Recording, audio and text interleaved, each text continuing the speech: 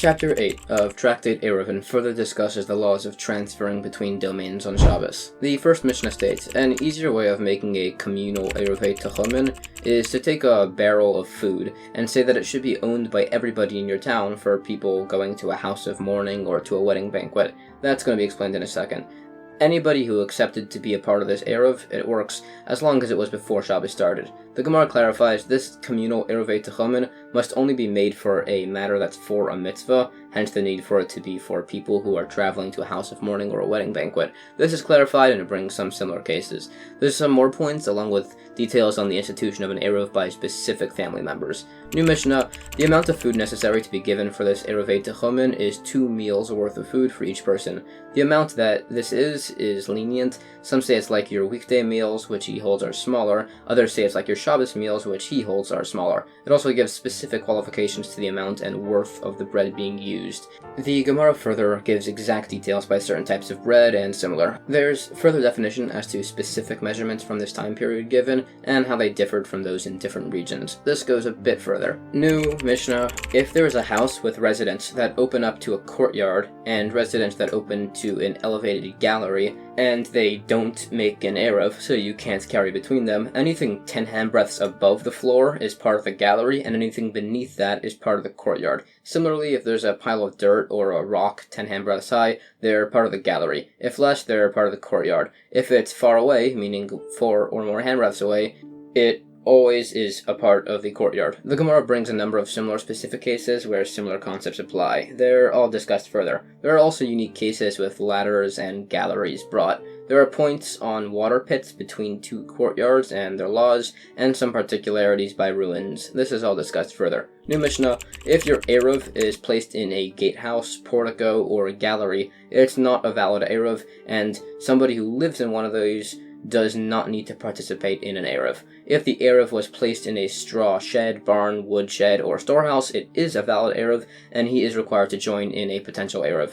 Some say that if the owner of the property still owns part of these sheds, he doesn't need the guy staying there to participate in the Eruv, he can do it without him. The Gemara makes some clarifications. It says that an individual's gatehouse works to place an Eruv, and it says all these areas where you can't place an Eruv, you can place a shituf, which you obviously can't place in a mavoi instead. This is all qualified further, discussing some related cases. New Mishnah, somebody who left his house in his courtyard to go spend Shabbos somewhere else, whether he's a Jew or a non-Jew, the people who stayed in his courtyard can't make an Eruv without him. Others disagree and say that they can. Others say only a Jewish person doesn't prevent them from making an Eruv, as a Jewish person doesn't travel on Shabbos and probably won't come back to the house. Others say that even if he's staying at a house in the same city, his daughter's house for instance, he doesn't restrict them from making the Eruv, as he's already deciding against returning home over Shabbos. The Gemara says, we hold like the last opinion, but only specifically if you went to his daughter's house and not his son's, as people often leave houses if they get into an argument with their daughter-in-law,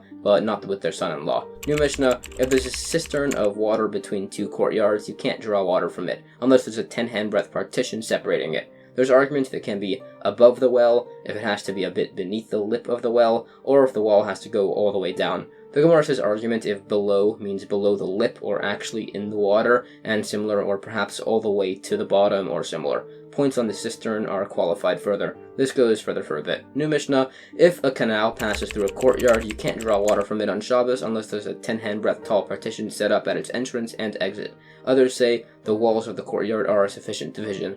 There's a specific instance with a canal in a certain city mentioned. The Gemara qualifies this case on drawing water from a courtyard canal on Shabbos a bit further. There's also points on the necessity of the wall of the canal. For instance, if it's very small, beneath 4 handbreadths, if the principle of Lovewood, considering small gaps to be as if they're sealed, if that applies, and similar. New Mishnah, if a balcony protrudes over a body of water, you can't draw water from it on Shabbos unless there's a 10 handbreadth high partition established either above or below the balcony. If there's 2 balconies, one above the other, if there's a partition only on the upper one, until there's an Eruv, you can't use either to draw water through the balcony. The Gemara discusses some related cases. There's more on this, and differences between pouring out sewage versus drawing in water. It also clarifies if the 2 vertical balconies are spaced apart, if the upper one only has the partition, then that one could draw its own water, as the lower balcony could only really reach his hole by throwing his bucket over, which is way too difficult to require an Eruv. There are some additional qualifications, such as the case discussed is where the sole partition between balconies was created in partnership with the lower one,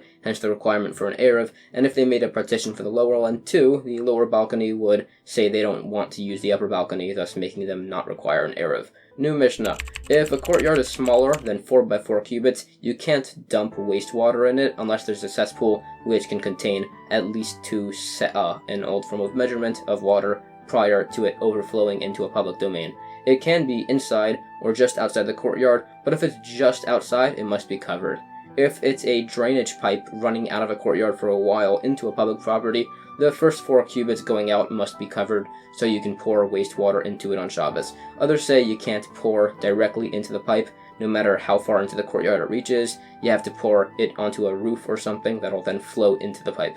Additionally, a courtyard and portico can combine to make 4 cubits. Also, if there's 2 upper stories opposite each other with a courtyard of less than 4 cubits between them, if only one side made a cesspool between to contain their water, they can use their cesspool and the other side cannot. The Gemara says the specificity of the measurements is that a person typically uses 2 se'ah of water daily. And in an area of 4 cubits, people typically spread water to get rid of dust, so if some water runs off into a public property, it's considered unintentional and permissible. The details of this case are further discussed. It also explains the logic as to why a neighbor who didn't join in an Eruv with a cesspool can't use it, which is that it's a rabbinic ordinance. Out of concern, people will come and carry out their house utensils, which is not allowed by an unjoined courtyard, so we're safe, and we just don't allow even pouring the water. And that's the end of Chapter 8. Chapter 9 of Tractate Eruvin further discusses details on the laws of the Eruvei Chatzeros, combining courtyard ownership to be allowed to carry within its domain on Shabbos and further similar points.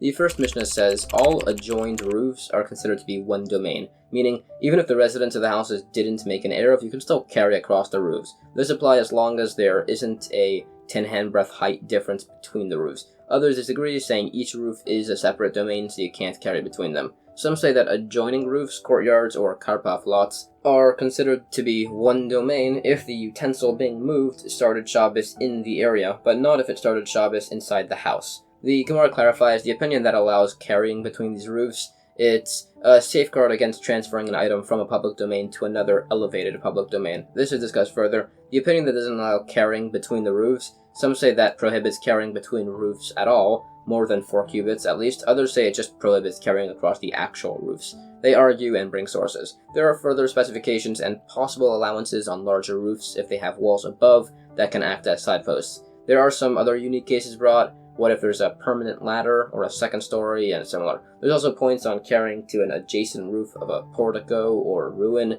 and the difference between the two of them, which largely goes unresolved. The points on carrying across a permissible roof area, if it means the entire roof or just an area of 4 cubits, is argued. There are some particular cases disputed based on these logics, like carrying on an upside-down ship and otherwise. There's further argument as to the designation of separate domains between roofs and courtyards and otherwise. There are some additionally unique cases brought. This is discussed further. New Mishnah, if there's a small roof next to a large roof, you can carry between them without needing an Eruv or partition. Carrying between the small roof and the house is not allowed.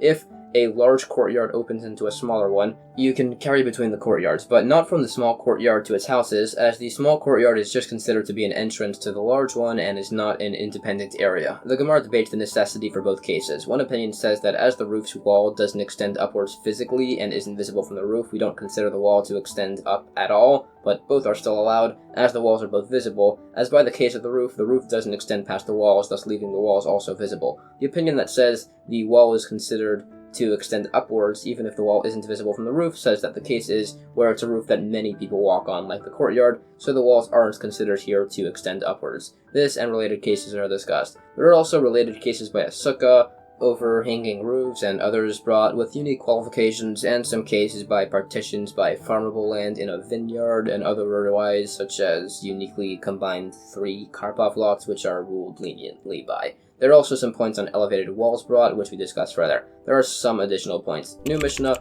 if a courtyard was breached into public property, you can't carry from a private property to it. or vice versa. Others say you're exempt from carrying from the private or public property to this courtyard, as it's now considered a Carmelist neutral area, not a public property. The Gemara clarifies this argument and says there's an argument about the status of the location of where the actual wall was, which is said to be a public property as the public walks there, according to one opinion. New Mishnah, a courtyard breached into public property on two sides, or a house that was breached on two sides, or a mavoi where its post, crossbeam, or door frame were removed on Shabbos. Carrying in all of those is allowed for the rest of that Shabbos, but not for any future Shabbosim. Others say that what's allowed or forbidden here on this Shabbos would also be allowed or forbidden to carry on any future Shabbosim. The Gemara clarifies the case is where the breach is 10 cubits wide or less, but it's by the corner, hence being on two sides. The case of the house is the same, but it's an angled roof which doesn't cover and seal the breach. Others disagree and say there's a breach of over 10 cubits, and it's said on two sides by the case with the courtyard,